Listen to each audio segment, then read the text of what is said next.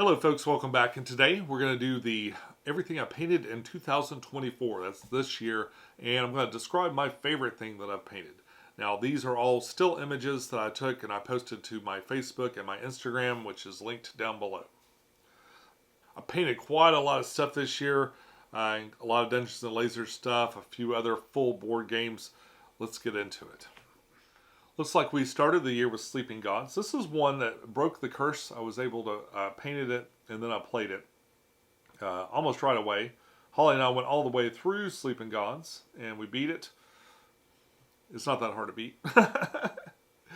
There's some more little components.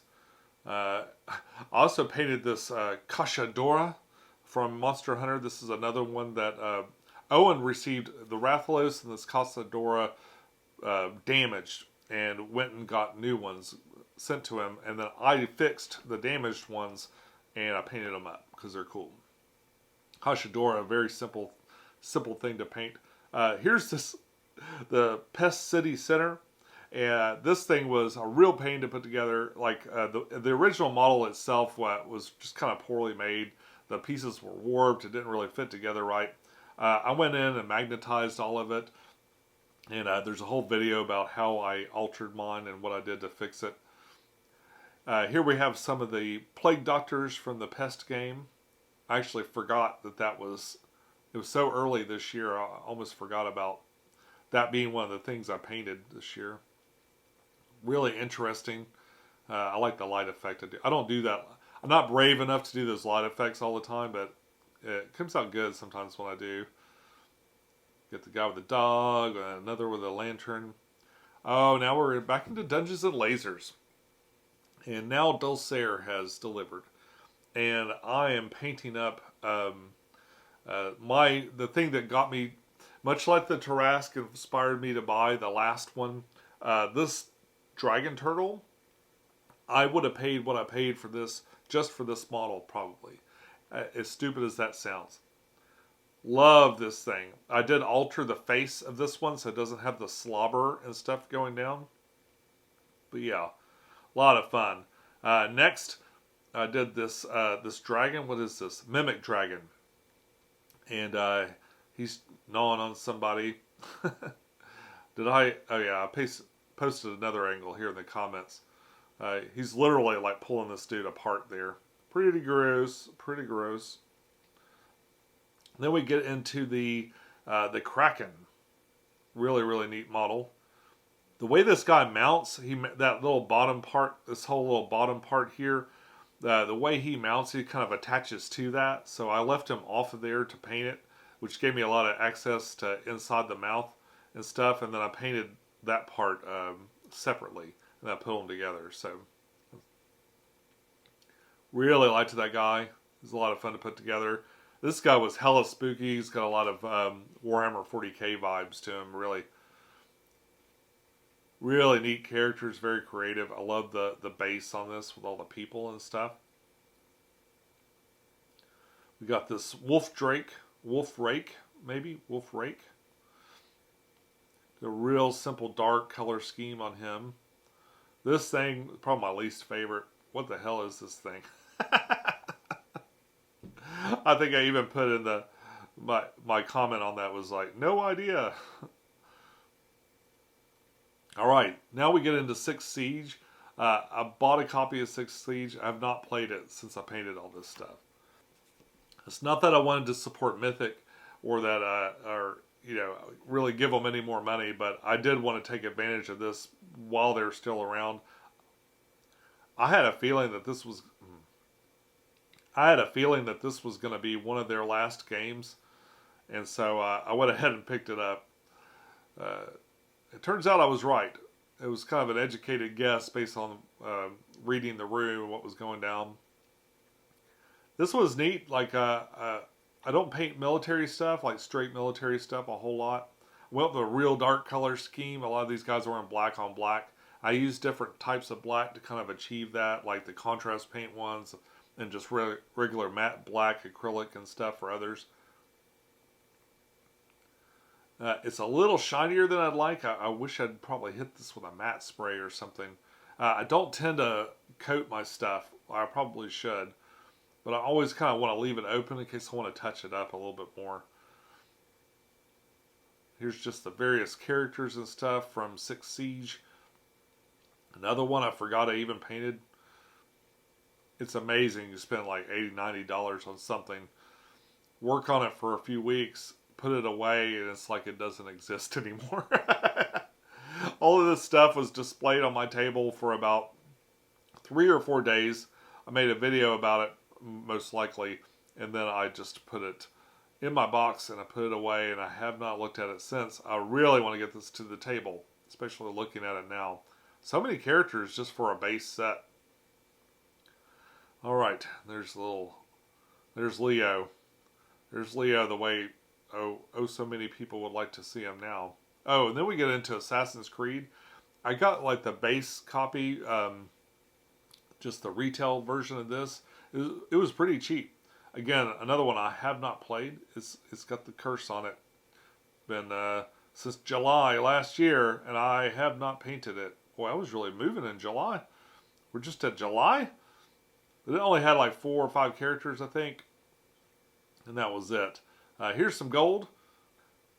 I think I was experimenting with this new speed paints that had come out that had gold in them, so I was playing with that. I think it still ended up throwing a wash on it. Just doesn't look right, no matter what they do for that speed paint wise. Now we're getting into Escape from New York. This was a really fun game. I did play this. I painted this one up and then played it. There wasn't so much to paint with it. Did I draw eyeballs on him? Yeah, just barely. I loved this movie. It was one of my favorite movies. The Pit Dragon stuff I've been kind of hit or miss on, but they did her wrong. This is probably the worst model I painted of 2024. This lady is absolutely gorgeous in the movie, and she looks like a primate right there. I liked a lot of the other ones, especially this guy. I thought he's very movie accurate, so it was neat. And this dude, literally, he's got that eyeball thing where I can't paint eyeballs going on. It looks like I painted an eyeball right in the middle of his mouth somehow. I have to go and look at that. What happened there? Yeah, he's holding a severed finger there in his hand, if you don't know. If you haven't seen Escape from New York, it's definitely worth a watch. It's one of the better of the old 80s, the cheesy 80s movies.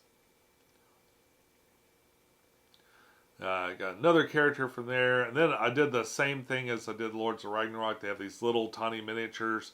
I just kind of sun dropped them to a particular color. I did a little bit more work on the cars. They have these little tiny cars that went with it. So I went ahead and painted them up because I thought they were neat looking. This one looks like Christine to me. I painted up these little cars and a little helicopter token and stuff, and this little another little bonus token, like a deluxe thing. The suitcases, still in Escape from New York. And then we get into this. I actually did a video about this. So heavy hitters, if you back the Kickstarter, it had these optional little miniatures for the people, and they just kind of track where you're at on these little points on the side of the board. I thought it would be more interesting to present them as holograms, so I kind of painted them up with this color speed paint that I thought really emulated a hologram really well. Oh, and then we start getting into Stalker, and I'm not sure why I did the dog first. I'm surprised we're all the way to Stalker already. September. My goodness. All right, so Stalker, we got some different characters from that. I recently painted Six Siege, so I was kind of on that road to painting camo guys. I went kind of out there, gave a lot of creative license with some of them, but a lot of these are basically the same sort of techniques I used with the Six Siege. Looks like I need to touch up her base a little bit. Stalker was really interesting. Then back into Dungeons and Lasers. It looks like I teetered back and forth a little bit there. I painted a couple more Dungeons and Lasers dudes. Really like this Dwarf King riding this bear. Also really loved this. I really loved that Scarecrow guy. And this thing, probably one of my favorites. Definitely up there this year. I got the idea for this paint scheme from the artwork, which I wish I'd looked at sooner because it had a lot of. They actually have a lot of reference in that they released a bestiary along with this pledge. So I've got the PDF of it, and I've started kind of referencing that or kind of glancing at what they present the colors as. It makes it a lot easier to kind of zone in on something you want to do. And that idea for that red nose, that rosacea on the nose, came from the artwork.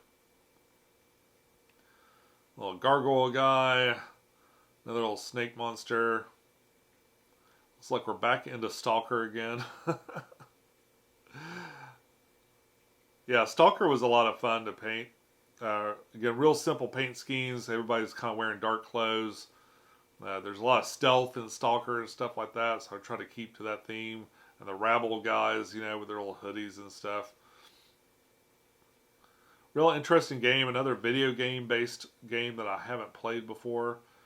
I used a lot of video game reference, like I'd look up YouTube videos with to kind of see what the color scheme should be. A lot of times when I'm kind of mass painting a whole set like this and trying to get them done, I'll just come up with a set of rules, like these bases are basically all the same color. Like when you get down into here, that part of the base and the stuff that they're standing on will be a real similar color. I'll just say like everything's kind of that color. And it makes that decision a lot easier. There are times when they'll be standing in a room and there'll be tiles or something like that. But for the most part, I just kind of get a little rule like that and it makes it a lot easier to paint these. There are a lot of things like a lot of the old video games, like this video game came out a while ago, and a lot of the kind of pixelated versions of the images of these didn't go into depth for the color, so I had to take a little creative license with a lot of stuff in here. Got the big ticks, big tick attacking a dude. It was really hard to make this so you could see the tick amongst all the other details and stuff. Got this big old fleshy looking thing. Isn't that crazy? Made out of all those other creatures. This thing looks like a Kingdom Death monster guy. And this poltergeist is really cool. I love painting around the little plastic parts. It's pretty easy to do. Kind of painting inside of this base was probably the hardest part to do. Got this dude, this old dude. A little lineup I made for the thumbnail. And this guy, I think I meant to go in and paint an eyeball on this guy, and I think I forgot. So I might have to go back and do that later. Give him an eyeball. Then we get into DEI. The new Faith and Anarchy expansions came out.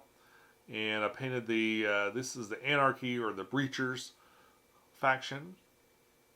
And their Scorpion drone, which is really neat looking. And then looks like we're swinging back into Stalker, and I've got some of the terrain pieces here. I painted these really quickly, like really, really fast. I don't slap chop or anything like that. I just prime them gray, and I paint like I always have painted. Some of this would probably benefit from a little bit of slap chop, but everything's kind of dirty and messed up anyway.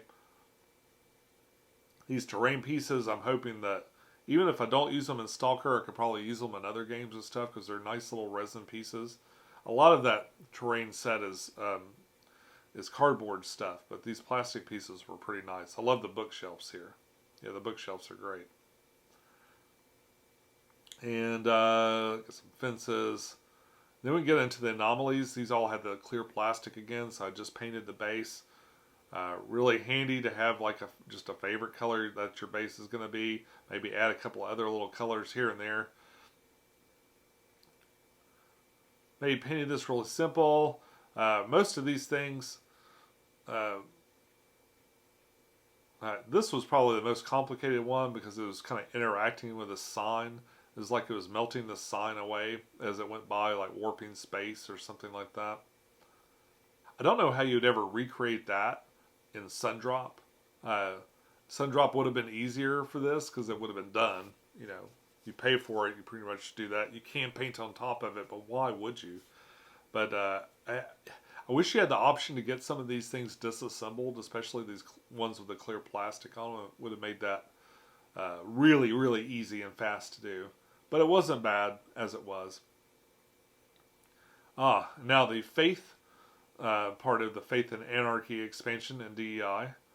So we got these guys. There's not a lot of reference for the dudes. That they look nothing like the people on the cover, and that's the only picture of his little scrapper guys. He had a pretty good picture of the priest and stuff, and I thought he came out pretty good for being like so tiny. He's like the size of a fingernail. There's some random gold that I painted, and we got some Dungeons and Lasers. I think this was a shambling mound or something. Big plant thing absorbing guys, and this some sort of priest, crazy looking priest guy. We got a bear of the deep. So for some reason I thought he was going to be an aquatic creature with the deep as a name, and I originally had a base that had like some water feature or something on it. I had to throw some green stuff on top of it after I finally read the bestiary and found out that no, he's like in a cave, in a deep caverns and stuff like that, not from the water. This is a dragon, Dungeons and Lasers dragon that I bought and painted up for a friend of mine. There's a little close up of his face. This was particularly hard because he had all these plastic pieces that you attach to him, and the way they attached was kind of kludgy and stuff. I wish they provided a little easier way to do it, and I wanted to magnetize it, but I couldn't get it to look right. I tried a couple of pieces and couldn't get it to look right, but I really liked painting the dragon itself. I thought it was a lot of fun. This is another Dungeons & Lasers dragon I painted for another one of my friends. This is he's sort of Asian, a very Asian inspired dragon except for the wings. These wings are optional, so if you just hate that, you can leave them off. I left them on because me and this guy have a joke about Trogdor that we pass around a lot. If you don't know who Trogdor is, this guy, he looks more like Trogdor with the wings on. So for that reason, I chose to keep the wings. Really great dragon though, a lot of fun to paint this one. And we got a sandworm. Owen 3D printed this old school sandworm that kind of looks like the ones from the movie, the 80s movie that I love and hate so much. But that's going to go with my Dune Imperium stuff. And I think the last thing I painted this year, well, no, it's not the last thing I painted. One of the last Dungeons and Lasers things I painted was this Cordyceps knight. This knight that's engulfed in fungus. The fungus has taken him over, and he is now under its will. You can kind of barely see his face kind of sticking out amongst all the fungi that's just slowly taking over his whole body there. A lot of real subtle details in this guy. And then another Rathalos. So this Rathalos painted for Owen. He had this guy. He wanted to do a little variation on the one I did the last year, and this guy has. Let's see, where did I put that? So he has a tail that can be severed because in Monster Hunter you chop off pieces of them and make them into other stuff. So he's got this tail that come off. I tried to draw this like it was a bone, but I don't know if I did a very good job on that. But yeah, so that will magnetically attach to the Rathalos, and you can see a little bit of a crease right there. Like I wish I'd done it a little bit higher, just like a millimeter higher, but I still think it came out pretty good. It's a pretty good looking dragon. I actually drew eyeballs on this one instead of just glowing blue like I usually do. I based a lot of the color scheme off my original one, but I went a little bit darker because I like that darker look a little bit more on top, especially on top here on those scales and stuff. You still see the subtle reds. He's actually got like 3 or 4 layers of red on him, and then that tail attached separately. Cutting that tail off, the end tail piece was a real pain. Basically, I had to pull out a hacksaw and hack that off. and then drilling into it in order to get that magnet the way it is, I had to use my power drill, so it was kind of difficult. And that's it. That's everything I painted in 2024. Now, what was my favorite thing? What was my favorite thing? Well, oh, it is really hard to pick. I think probably my favorite things this year were, I would say probably all Dungeons and Lasers stuff. This dragon was probably one of my favorite things to paint this year. I was really happy with the way it came out. I liked the other dragon a lot, but I liked this one just a little bit better. Next would be this. Next would be the dragon turtle. I love this dragon turtle a lot. Spent a lot of time working on him too. Even looked at a lot of real snapping turtles and stuff. Kind of see how they should look. Oh, I didn't mention before, that boat totally comes off. You can just pull that thing off. But I love that it's there. Yeah, Dragon Turtle will be number 2. And, oh gosh, I really love this thing. Now, I'm going to go with this guy. This troll guy was another kind of favorite one that I painted. One that I painted, I look at it now, and I really enjoy looking at it. Had a good time painting it. The troll from Dungeons and Lasers Encounters. Oh, Dulcere. He's a Dulcere character. And folks, that's all I got for now. If you'd like to see the favorite thing that I painted in 2023 and all the stuff I painted in 2023, you can look right there. If you'd like to see everything I painted in 2022, right there. If you'd like to subscribe, I'd love to see you again. Until next time, enjoy your games. I'll see you soon. Bye-bye.